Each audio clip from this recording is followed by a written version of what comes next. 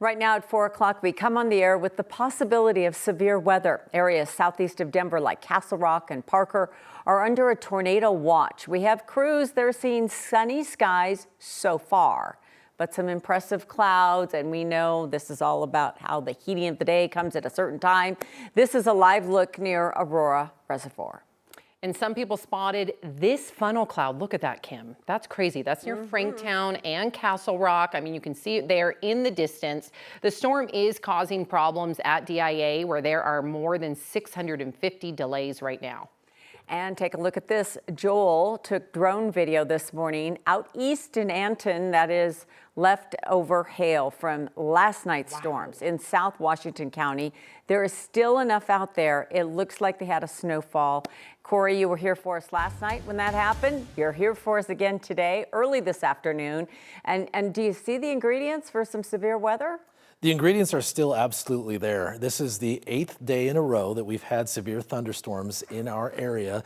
And today's ingredients are, we really have huge ingredients. We're talking about big potential for damage on these cells, but we're also talking about very isolated cells. So most of us will not be impacted by storms, but if you get your number dialed up by one of these, here's a live shot looking towards the west. There is the next wave here. If you're in Denver, this is what you need to be paying attention to right now, coming off of the foothills, headed towards the Denver area. This could potentially be some hail producers. So we'll watch that over the next 30-40 minutes. The temperatures, look, we spiked up there just into the 70s as we got that sunlight. That's going to extend the ingredients into the 7-8 o'clock hour. We have the tornado watch, which is focused down in the southeast part of Colorado. This goes until 9 o'clock. We do have one tornado warning right down here along the Oklahoma border. That is that's just a discrete supercell that's just been spinning there for hours. And here in the Denver metro area, so we're really watching this stuff coming up off the mountains right now. This will move through the city, so cover up the baseball field there at Coors. So once this rain comes through, could include some hail. So take your precautions with your gardens and your flowers as these storms go through, and we'll watch them for the potential. I'll let you know if anything big develops. 3 people are dead after a double murder and police shooting in Adams County. And police say a man killed his in-laws near Pecos and Lofton Court before officers shot and killed him. Video of that shooting shows what happened. A warning, it may be hard to watch, but we will freeze it as shots are fired. 9 News reporter Evan Krugel spoke to neighbors who are trying to figure out how something like this could even happen. Yeah, Sam, so many questions here this afternoon. Here's what we do know.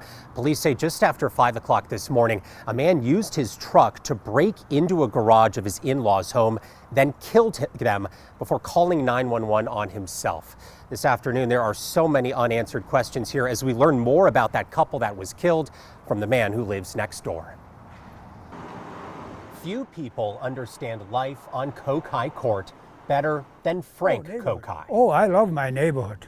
I have no enemies, no one person who I dislike, but I never met one that disliked me either. Frank developed this neighborhood off busy Pecos Street, where sirens are not uncommon. Because I hear it all the time, day and night. But a sound this morning caught Frank by surprise. I heard a sound like pop, pop, pop, pop. And at that time I get out of bed and looked at, that's where I find out that things happened, something happened in our subdivision. Police say just before sunrise, a man drove his truck into his in-laws' garage, then went inside and killed them. After the homicide, the suspect actually called 911, our dispatch center, and stated what he did, and also stated that he wanted deputies to encounter him. Adam Sherman says responding deputies found that man with a knife in the cul-de-sac, where they attempted to use tasers and pellet guns before shooting and killing him. When I find out there was not a total stranger, it was someone part of his family.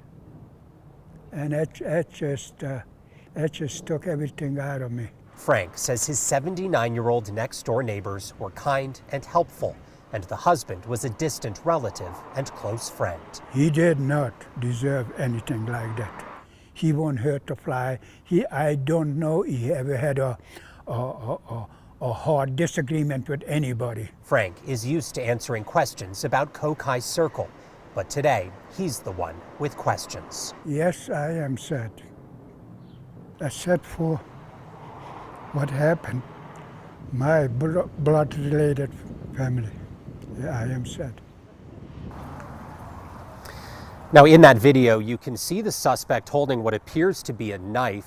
Deputies tell us they recovered that knife and at least one gun that man brought to this home, although at this point it remains unclear exactly how that couple was killed. We're told at least 5 deputies were involved in that shooting. All 5 have been placed on paid administrative leave as this active investigation continues. Reporting live in Adams County, Evan Krugel, 9 News. Evan, what a terrible family tragedy. I mean, we hear about domestic violence and things like this, but this is awful. Yeah, so many questions from neighbors here. They say they don't know all of the family details here, but to hear that somebody would break into a home and kill their in-laws, simply unexplainable in this neighborhood. Answers they're hoping to get in the coming weeks. Yeah, they'll never forget this or be the same. Thank you, Evan. A woman was found dead inside of a home after a massive fire in Longmont last night. Mountain View Fire Rescue told 9 News the fire was reported just before 4 o'clock this morning. A commercial building and a home were damaged. There were 6 people in the home when it started. 1 woman was found dead inside. A child was also taken to the hospital with serious injuries. The cause of the fire is still under investigation tonight. Investigators are still on the scene trying to figure out what caused this fire.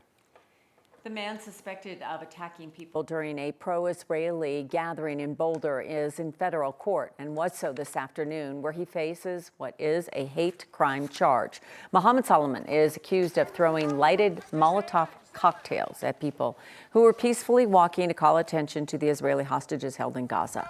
15 people and 1 dog suffered burns and other injuries in Sunday's attack. Kevin Vaughn from 9 News Investigates was in federal court, and he joins us in the newsroom. And Kevin, these federal charges are on top of those state charges that were filed in Boulder. That's right. There are the state charges and the federal charges. In addition, the Immigration and Customs Enforcement Agency has a hold on this suspect as well. And today, the judge ordered him moved from Boulder into federal custody. According to court documents obtained by 9 News Investigates, Mohammed Soliman told investigators he went online and found videos showing how to make a Molotov cocktail. In that interview, he also said he wanted to kill Zionist people and wished they were all dead. Today in federal court, he learned he faces a single count of committing a federal hate crime. Soliman listened through an Arabic interpreter and answered yes or I understand as the judge went over his rights. The hearing lasted a little more than 6 minutes. The hate crime charge carries the possibility of a 10-year prison sentence. Soliman is due back in federal court on June 18th. For those 62 criminal charges in Boulder, including attempted murder, he's set to be back in court there on July 15th. Live in the newsroom, Kevin Vaughn, 9 News.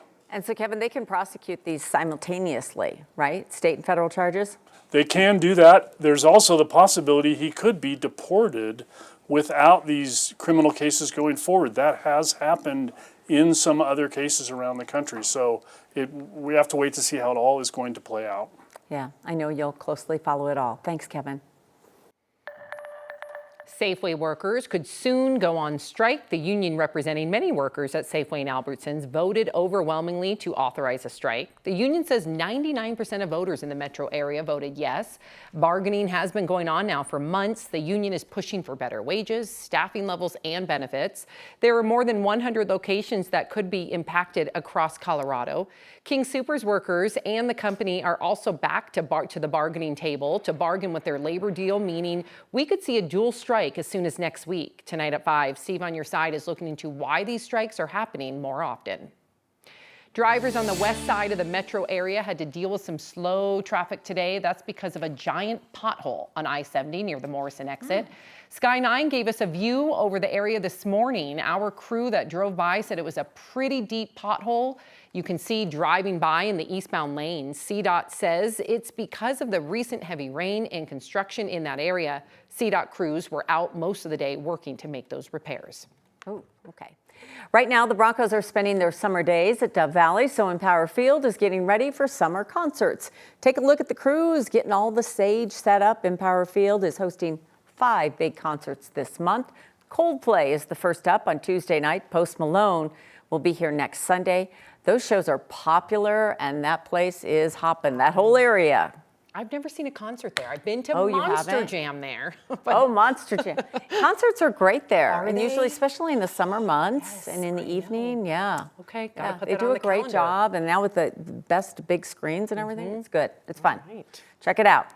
The Broncos just finished up their first OTAs. Yesterday was the first open practice of the season. Next week, they have their mandatory mini camp.